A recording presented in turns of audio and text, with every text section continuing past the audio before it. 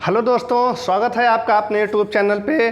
देखिए, आपका paper first shift का यानी 23 अगस्त का यूपीपी का एग्ज़ाम जो था, फर्स्ट शिफ्ट का पेपर आ गया है। पेपर बहुत ही बढ़िया आया है। जितना आप लोग पढ़े हैं सभी चीज़ आपको नोट्स से हूबहू मिली है। एक आध दो क्वेश्चन को अगर छोड़ दिया जाए तो बाकी सभी क्वेश्चन आपको आपके अपने ही नोट से पढ़ाए हुए मिले हैं। बस आपको संयम बरतने की ज़रूरत है। जो आप पढ़े हैं उसी का रिवीजन कर लें। जिनका पेपर बाकी है तो आइए 10 मिनट में हम आपको पूरा जो है हिंदी का सॉल्यूशन बता देते हैं, कौन सा आंसर होगा। देखिएगा, आपका सबसे पहला क्वेश्चन पूछा गया है, एक और अजग्रह लखी एक और मृगराय, बिकल बटोही बीच ही पर्यो मूर्छा खाए। सबको पता है कि एक वो अजगर रख एक वो मृगराय, तो कौन सा रस हो जाएगा? करुण होगा नहीं, रौद्र होगा नहीं, इसमें कौन सा हो जाएगा? भयानक रस हो जाएगा। वीर रस भी नहीं होगा। वीर का स्थायी भाव आपको पता है क्या हो जाता है? उत्साह हो जाता है। और रौद्र का क्या हो जाएगा? क्रोध हो जाएगा। और करुण का क्या हो जाएगा? शोक हो जाएगा। और भयानक का भय हो जाता है। तो यहाँ पर आपका डर का बोध हो रहा है, इसलिए क्या हो जाता है? भयानक। सेम उदाहरण आपको आपके नोट्स में लिखाया गया है। नेक्स्ट देखिएगा, निम्नलिखित में से कौन सा शब्द अलंकार नहीं है? नहीं को ध्यान दीजिएगा। आपको बताया गया है अलंकार के दो भेद होते हैं मुख्य रूप से। जब पूछेगा तो पहला शब्द, दूसरा अर्थ, कुल पूछेगा तो 3 उभया। तो शब्द में आपको पता है कौन से होते हैं? अनुप्रास होता है, यमक होता है और श्लेष होता है। और रूपक आपका कौन सा हो जाता है? शब्द अलंकार नहीं है। यानी कौन सा हो जाता है? ये अर्थ अलंकार का भेद हो जाता है। तो यहाँ पे आपका ऑप्शन नंबर बी सही हो जाएगा। एकदम करेक्ट उत्तर हो जाएगा। ऑप्शन नंबर बी सही हो जाएगा। यहाँ पे आपका ऑप्शन नंबर बी सही हो जाएगा। इसमें रूपक अलंकार हो जाएगा। जब दो व्यंजन साथ मिलते हैं उन्हें क्या कहते हैं? अंतस्थ व्यंजन नहीं होगा, महाप्राण नहीं होगा, अल्पप्राण नहीं होगा, उन्हें हम क्या कहते हैं? संयुक्त व्यंजन कहते हैं। जो आप लिखे हो छात, त्रेंग, ज्ञा और श्रा। तो इसमें आपका क्या हो जाएगा? ऑप्शन नंबर डी सही हो जाएगा। सभी क्वेश्चन आपको पढ़े पढ़ाए मिले हैं। पेपर बहुत ही बढ़िया आया था। नेक्स्ट देखिएगा, 61 नंबर क्वेश्चन देखिएगा। अगम आगम शब्द युग्म से पूछा गया है। तो अगम का क्या मतलब हो जाएगा? यहाँ पे आपको बताना है अगम का क्या अर्थ होता है। तो यहाँ पे उत्पत्ति और दुर्लभ, स्वानुभूत और ज्ञान ये नहीं होगा, दुर्लभ और उत्पत्ति, शास्त्र और शास्त्री नहीं होगा। अब आपको देखना है आगम। तो आगम का मतलब होता है उत्पत्ति, यहाँ पे लिखा गया है। और अगम का मतलब होगा दुर्लभ। तो ऑप्शन नंबर आपका सी हो जाएगा। निम्नलिखित में से मूक का अनेकार्थक शब्द नहीं है। नहीं को जरूर ध्यान दीजिएगा। हम बार बार आपसे कह रहे हैं, निगेटिव ही पूछेगा। नहीं है तो नहीं कौन सा हो जाएगा? मूक माने क्या होता है? शांत रहना। मूक का विलोम हो जाता है वाचाल। वाचाल का मतलब जो बहुत बोलता है। तो यहाँ मूक का मतलब है शांत, सही है। और गूंगा भी सही है, चुप भी सही है। ऑप्शन नंबर आपका कौन सा हो जाएगा? बी ऑप्शन एकदम करेक्ट उत्तर हो जाएगा। 63 नंबर क्वेश्चन देखिएगा, लिखा गया है निजवाचक सर्वनाम का प्रयोग किस वाक्य में हुआ है? आपको बताना है निजवाचक किस सर्वनाम में प्रयोग हुआ है। अपनों से क्या छुपाना, आप भले तो जग भला, यह मेरी निजी पुस्तक है, आज अपनापन कहाँ है। तो निज का मतलब होता है आप, अपने लिए तो आप, भला तो जग भला। ऑप्शन नंबर बी एकदम करेक्ट हो जाएगा। ये आपका एक क्वेश्चन 64 नंबर पूछा गया था, जो आपको नहीं पढ़ाया गया था या आप नहीं पढ़े थे। हो सकता है थोड़ा हार्ड था। क्या भूलूं क्या याद करूं, हरिवंश राय बच्चन की आत्मकथा श्रृंखला का कौन सा भाग है? दूसरा, पहला, चौथा, तीसरा। तो यहाँ आपका ऑप्शन नंबर बी हो जाएगा, ये पहला भाग है। हिंदी भाषा के लिए साहित्य अकादमी पुरस्कार प्रथम विजेता कौन थे? ये आपको लिखाया गया है। माखनलाल चतुर्वेदी, विष्णु डे, हरिवंश राय बच्चन, सुमित्रा नंदन पंत। तो यहाँ कौन हो जाएंगे? 65 में ए हो जाएगा आपका माखनलाल चतुर्वेदी। संधि पूछी गई है, निम्नलिखित में से वयोवृद्ध शब्द का सही संधि विच्छेद कौन सा है? बया धन वृद्धि गलत हो जाएगा, वाया गलत हो जाएगा। और वया धन वृद्धि और वयो, तो वयो कुछ करे ही नहीं है। यहाँ पे वया धन वृद्धि आपका विसर्ग संधि हो जाता है, ओ का विसर्ग हो जाता है। जैसे मनोकामना, मनाधन कामना आप लिखे थे। नेक्स्ट क्वेश्चन देखिएगा, आगे चलिएगा। 67 नंबर क्वेश्चन पूछा है, 2019 का साहित्य अकादमी पुरस्कार किस रचनाकार को दिया गया? तो साहित्य अकादमी पुरस्कार वो भी कब का पूछा है? 2019 का पूछा है। तो इसमें आपका उत्तर हो जाएगा नंद किशोर आचार्य। एकदम सही हो जाएंगे। रमेश कुंतल नहीं है, रामदास मिश्र नहीं है, काशीनाथ मिश्र भी नहीं है। 68 नंबर देखिएगा, सीधा सीधा उदाहरण पूछ लिया, देश प्रेम। इतना आसान, सबका सही होगा लगभग। जो जान के गोला कर दे उसी का भले गलत हो जाए। बाकी ये ऐसा उदाहरण आया है कि सबका सही होगा। देश प्रेम, तो देश के लिए प्रेम, आपका ऑप्शन नंबर डी तत्पुरुष समास हो जाएगा। जुबान पर लगाम ना होना, सदैव कठोर वचन कहना, स्पष्टवादी होना, सर्वत्र अपनी वाग्मिता दिखाना, अनावश्यक रूप से स्पष्टवादी होना, ऑप्शन नंबर डी सही हो जाएगा। 70 नंबर देखिएगा, निम्नलिखित में से कौन सा अमृत शब्द का पर्यायवाची शब्द नहीं है। देखिए यहाँ भी नहीं पूछा है, जितने क्वेश्चन पूछे हैं ज़्यादातर सभी में नहीं ही पूछा है, तो आपको क्वेश्चन बहुत अच्छे से पढ़ना है, देखना है क्या पूछा है, नहीं पूछा है कि हाँ पूछा है। नहीं पूछा है तो सोम हो जाता है, अमी हो जाता है, सुधा हो जाता है, इसमें क्षीर नहीं होगा, तो ऑप्शन नंबर आपका डी सही हो जाएगा। नेक्स्ट क्वेश्चन देखिएगा, वर्णमाला से पूछा है कौन सा वर्ण दंत नहीं है, तो आपको पता है कंठ, तालु, मूर्धा, दंती, ओष्ठ, का वर्ग, चा वर्ग, टा वर्ग और ता वर्ग, ता, था, दा, धा और ना, ये सभी होते हैं, तो दा मिल जाएगा आपका, ता मिल जाएगा, धा में क्या नहीं मिलेगा, टा, ऑप्शन नंबर आपका बी सही हो जाएगा। बहुत ही बढ़िया क्वेश्चन है भाई।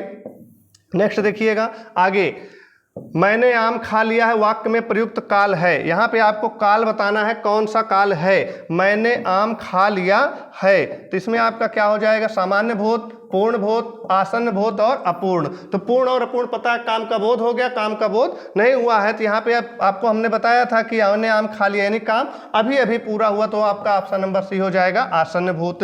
किसी एक में ही आस्था रखने वाला वाक्यांश के लिए एक शब्द बताइए। अनन्य, अनिकेत, अनुत्तीर्ण, अनुमोदन, तो ये क्या हो जाएगा, ऑप्शन नंबर ए अनन्य हो जाएगा। निम्नलिखित शब्दों में प्रयुक्त प्रत्यय किस विकल्प में ठीक ठीक प्रदर्शित किए गए हैं।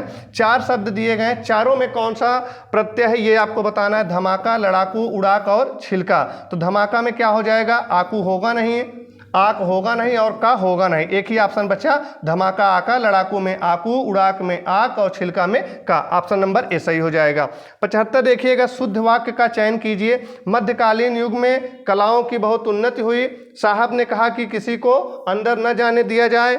इस समय मोहन की आयु 20 वर्ष है, वे चाहे भले ही ना आए पर तुम्हें आना होगा। इसमें आपका ऑप्शन नंबर डी सही हो जाएगा। नेक्स्ट चलिएगा अगले क्वेश्चन पे चलते हैं। 76 नंबर क्वेश्चन देखिएगा, सदा एक वचन में प्रयुक्त होने वाले शब्द। इसमें हमने आपको बताया था ऐसे शब्द हैं जो हमेशा बहुवचन में बोले जाते हैं, और वो हैं आपके प्राण, दर्शन, आंसू। तो प्राण एक वचन में नहीं आएगा, होश नहीं आएगा और हस्ताक्षर नहीं आएगा। क्या बचा आपका, वर्षा और जनता, ये आपका हो जाएगा एक वचन में। राजा शब्द के लिए पर्यायवाची शब्द बताना है, तो गोविंद नहीं होगा, लंकेश नहीं होगा, रघुवीर नहीं होगा, ऑप्शन नंबर डी नरेंद्र सही हो जाएगा।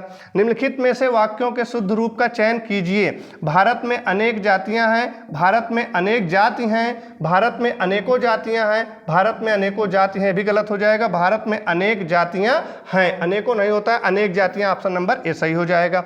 लो भैया विस्मय बोधक चिन्ह पूछ लिया, जल्दी से आप सभी लोग कमेंट करके बताएं आपने कितना स्कोर करके आए। जो लोग भी पेपर दे लिए हैं, समझ रहे हो ना, और जो लोग नहीं दिए हैं वो लोग इसको देख के बताएं कि हमारी तैयारी कैसी है, अभी आपको और क्या पढ़ने की जरूरत हो सकती है। विस्मय बोधक चिन्ह बताना है, तो ये आपका नहीं हो जाएगा, ये ऑप्शन नंबर बी सही हो जाएगा, ये ऑटोग्राम हो जाएगा, ये योजक हो जाएगा।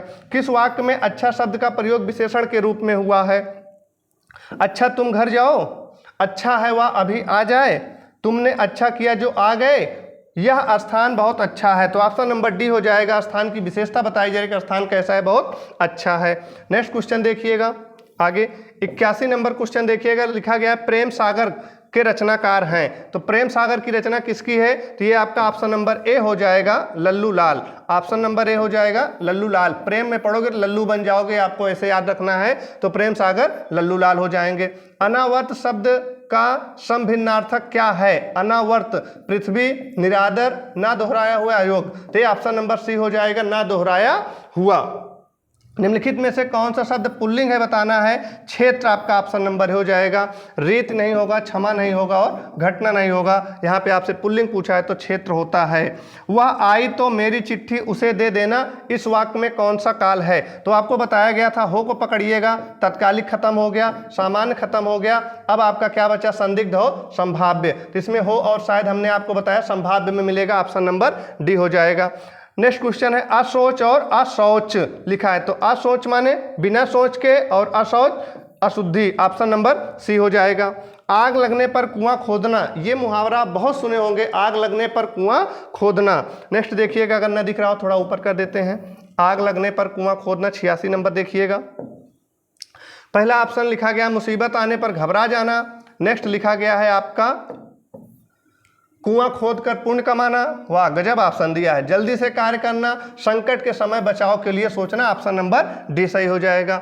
जिसे सरलता से पढ़ा जा सके, वाक्य क्या होगा आपका, तो स्थापन्न गलत हो जाएगा, पाठ्य यानी सुपाठ्य आपका एकदम सही हो जाएगा, सी ऑप्शन। निम्नलिखित में से कौन से शब्द में उपसर्ग नहीं है, आपको बताना है 4 शब्द हैं किसमें उपसर्ग नहीं है। तो प्र प्लस भाव इसमें आपका उपसर्ग है, ये भी गलत हो गया, पूछा नहीं है। और अपवाद ये भी आपका उपसर्ग है, अप प्लस वाद, पराजय पर प्लस जय हो जाएगा, यहाँ ओढ़ना में आपका उपसर्ग नहीं है, बी ऑप्शन हो जाएगा। लो भैया समास का शाब्दिक अर्थ हुए पूछ लिया हमने, आपको सभी के शाब्दिक अर्थ एक तरफ से बताए हैं, क्या हो जाएगा समास का शाब्दिक अर्थ, विग्रह नहीं होगा, विच्छेद नहीं होगा और संक्षिप्त हो जाएगा। बिल्कुल एकदम बहुत ही बढ़िया क्वेश्चन आया भाई, मजा आ गया। 90 से 94 गद्यांश देखिएगा जल्दी से। अच्छा वही दूसरा पेज है, इसमें गद्यांश देखिएगा आगे कहाँ दिया है, ये आपका यहाँ से गद्यांश दिया है, आप गद्यांश को यहाँ से पढ़ सकते हैं। शिक्षा को वैज्ञानिक और प्राविधिक मूलाधार देकर हमने जहाँ भौतिक परिवेश को पूर्णतया परिवर्तित कर दिया है और जीवन को अप्रत्याशित गतिशीलता दे दी है, वहाँ साहित्य, कला, धर्म और दर्शन को अपनी चेतना से बहिष्कृत कर मानव विकास को एकांगी बना दिया है। पिछली शताब्दी में विकास के सूत्र प्रकृति के हाथ से निकलकर मनुष्य के हाथ में पहुँच गए हैं, विज्ञान के हाथ में पहुँच गए हैं और इस बंद गली में पहुँचने का अर्थ मानव जाति का नाश भी हो सकता है। इसलिए नैतिक और आत्मिक मूल्यों को साथ साथ विकसित करने की आवश्यकता है, जिससे विज्ञान हमारे लिए भस्मासुर का हाथ न बन जाए। व्यक्ति की शुद्धता यदि राष्ट्र की शुद्धता बन जाती है तो विज्ञान भस्मासुर बन जाता है। इस सत्य को प्रत्येक क्षण सामने रखकर ही अणु विस्फोट को मानव प्रेम और लोकहित की मर्यादा दे सकेंगे। अपरिसीम भौतिक शक्तियों का स्वामी मानव आज अपने व्यक्तित्व के प्रति आस्थावान नहीं है और प्रत्येक क्षण अपने अस्तित्व के संबंध में शंकाग्रस्त है। ये आप पढ़ सकते हैं, लगा सकते हैं। 90 नंबर क्वेश्चन पूछा गया है, आधुनिक मानव विकास को सर्वांगीण नहीं कहा जा सकता है क्योंकि, तो इसमें आपका ऑप्शन क्या हो जाएगा, जल्दी से उत्तर बताइए आप सभी लोग भाई, जितने लोग देख रहे हैं। इसमें हो जाएगा आपका ऑप्शन नंबर ए, साहित्य, धर्म, कला आदि मानव निर्वाचित हो जाएगा। 91 नंबर, अणु विस्फोट को मानवतावादी की मर्यादा देना तभी संभव है जब व्यक्ति की शुद्धता, जब राष्ट्र की शुद्धता बन जाए, उदात्त भावनाओं को विकसित किया जाए। सी ऑप्शन है, शुद्धता को राष्ट्र की शुद्धता न बनने दिया जाए। डी है, क्षुद्र भावनाओं का उन्नयन। इसमें आपका ऑप्शन नंबर ए हो जाएगा, शुद्धता जब राष्ट्र की शुद्धता बन जाए। नेक्स्ट देखिएगा, आज का मानव अपने व्यक्तित्व और अस्तित्व के प्रति इसलिए शंकालु है क्योंकि वह विज्ञान की विभिन्न शक्तियों से भयभीत है। मानव ईश्वर के प्रति ऐसा नहीं है, उसकी आत्मविश्वास लुप्त हो रहा है, ये भी गलत है। वह सीमित भौतिक, ये भी गलत है। इसमें आपका ऑप्शन नंबर ए हो जाएगा। 2 क्वेश्चन और बचे हैं, जल्दी से देखिएगा इनमें से कौन सा हो जाएगा आपका। चलिए 93, हमारी विज्ञानाधृत शिक्षा की सर्वाधिक महत्वपूर्ण देन है, क्वेश्चन नंबर है आपका ये 93। जीवन का एकांगी विकास, जीवन का अपरिसीमित भौतिक विकास, गतिशील जीवन का प्रत्यावर्तन, जीवन का सर्वांगीण विकास। तो इसमें आपका जीवन का सर्वांगीण विकास हो सकता है। चलिए इसको थोड़ा देख लीजिएगा भाई। 94 नंबर देखिएगा, मानव जीवन को भस्मासुर बनने से कैसे रोका जा सकता है, तो प्रकृति जगत का पूर्ण स्वामित्व करके, मानव सभ्यता का विनाश करके, भौतिक जीवन मूल्यों का निर्धारण करके, यह हो जाएगा नैतिक आध्यात्मिक मूल्यों को विकसित करके। इस तरह से आप 10 से 15 मिनट में सभी उत्तर आप देख सकते हैं, कितने किए और कितने नहीं। इसके नेक्स्ट वीडियो में हम आपको जीएस का भी सोल्यूशन बता देते हैं और मैथ और रीजनिंग का भी आपको मिल जाएगा। कैसी लगी आपको वीडियो, कैसा रहा आपका पेपर, कमेंट में जरूर बताएं कितना स्कोर आपने किया और कैसा रहा पेपर। धन्यवाद।